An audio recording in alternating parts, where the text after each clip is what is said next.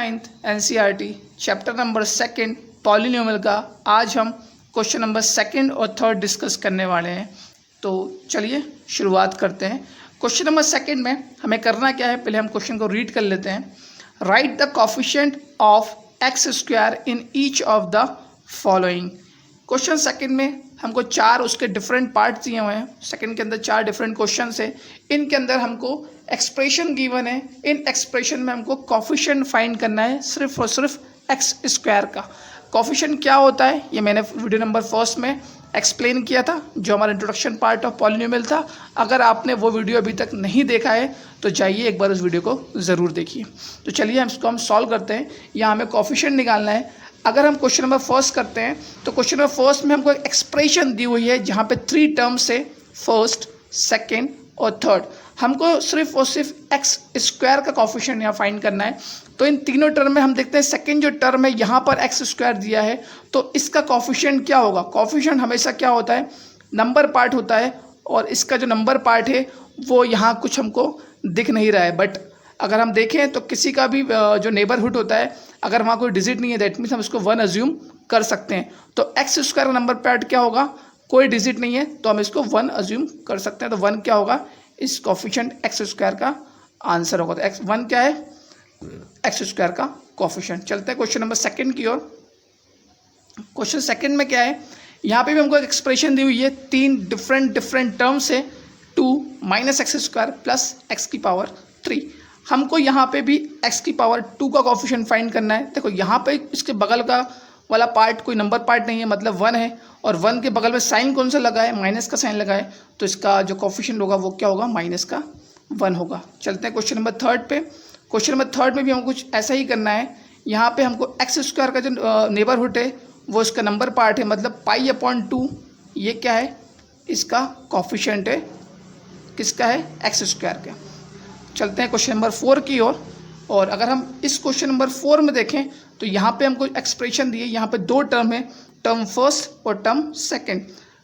First term में भी हम देखते हैं कि हमको एक्स स्क्वायर गिवन नहीं है, सिर्फ और सिर्फ एक्स गिवन है, तो यहाँ पे हमको कोफिशिएंट ऑफ एक्स स्क्वायर नहीं मिल सकता। हम इसके सेकेंड टर्म में भी देखते हैं तो यहाँ पे भी सिर्फ और सिर्फ नंबर पार्ट गिवन है, कोई वेरिएबल्स नहीं है। तो कुल मिला के क्वेश्चन नंबर 4 में हमको एक्स स्क्वायर का कोफिशिएंट गिवन नहीं है, तो इसका आंसर क्या होना चाहिए, 0। मतलब हमारे पास कोई टर्म ही नहीं है ऐसी एक्स स्क्वायर वाली, तो इसका आंसर क्या होगा, 0। तो 0 इसका क्या है, आंसर हो गया। आई होप क्वेश्चन नंबर 2 आपको समझ में आ गया होगा। अब चलते हैं क्वेश्चन नंबर 3 की ओर। तो क्वेश्चन नंबर 3 में हमें करना क्या है, पहले हम रीड कर लेते हैं। Give 1 example each of binomial of a degree 35 and monomial of a degree is 100। हमको एक एग्जाम्पल देना है बाइनोमियल का और एक एग्जाम्पल देना है मोनोमियल का। इसकी डिग्री डिफरेंट है। अगर हम बाइनोमियल की बात करें तो बाइनोमियल के केस में हमको डिग्री कितनी चाहिए, हमको डिग्री चाहिए 35। अब बाइनोमियल होता क्या है, ये हमको डिग्री चाहिए। डिग्री क्या होती है, उसकी मैक्सिमम पावर होती है जो हमको चाहिए। और एक सेकेंड केस दिया है मोनोमियल दिया है, और जब मोनोमियल हमको दिया उस केस में डिग्री कितनी बोली है, उस केस में जो डिग्री बोली है वो 100 होनी चाहिए। तो चलते हैं हम पहले बाइनोमियल में। तो बाइनोमियल होता क्या है, पहले आपको ये समझना बहुत ज़रूरी है। बाइनोमियल, मोनोमियल और एक और होता है ट्राइनोमियल, जो इसमें गिवन नहीं है। मैं आपको तीनों चीज़ बताया था। तो बाइनोमियल क्या होता है, कोई ऐसा एक्सप्रेशन जिसमें मैक्सिमम 2 टर्म होती हैं, वो होता है बाइनोमियल, ठीक है। और मोनोमियल्स क्या होता है, ऐसी एक्सप्रेशन जिसमें मैक्सिमम 1 टर्म होती है। अगर हम बाइनोमियल की बात करें तो कितनी टर्म होती हैं, 2 टर्म्स होती हैं। और मोनोमियल की बात करें तो सिंगल टर्म होती है, मतलब एक ही टर्म्स होती है। और ट्राइनोमियल जो इसमें गिवन नहीं है, अगर ट्राइनोमियल आपसे कोई पूछता है तो उसमें कितनी एक्सप्रेशन होती हैं, उसमें टोटल 3 टर्म्स होती हैं, जिससे मिलकर एक एक्सप्रेशन बनता है। तो यहाँ हमको 2 चीज़ पूछी है, बाइनोमियल और मोनोमियल। तो पहले इसकी डिग्री कितनी होनी चाहिए, 35 होनी चाहिए डिग्री। तो ऐसी कोई एक्सप्रेशन आपको बतानी है तो मैं आपको यहाँ पे, आप कोई सी भी एक्सप्रेशन ऐसी दे सकते हैं। मैं एग्जांपल के लिए लेता हूँ 2x की पावर 35 प्लस 6। ये मैंने एक एक्सप्रेशन ले ली जो कि किसका आंसर है, बाइनोमियल का है। ओके, बाइनोमियल क्या होता है, मैक्सिमम 2 टर्म होनी चाहिए। तो टर्म फर्स्ट और टर्म सेकंड, और मैक्सिमम डिग्री कितनी बोली 35, वो हमने यहाँ पे शो कर दी है। अब चलते हैं मोनोमियल में।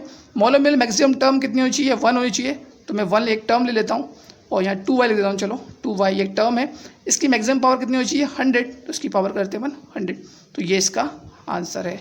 आई होप आपको समझ में आ गया होगा कैसे अपन ने क्वेश्चन नंबर 3 डिस्कस किया है। तो आज की क्लास में अपन ने क्वेश्चन नंबर 2 और क्वेश्चन नंबर 3 डिस्कस किया। मिलते हैं नेक्स्ट वीडियो में क्वेश्चन नंबर 4 और क्वेश्चन नंबर 5 के साथ। तो आज के लिए इतना ही, मिलते हैं नेक्स्ट वीडियो में।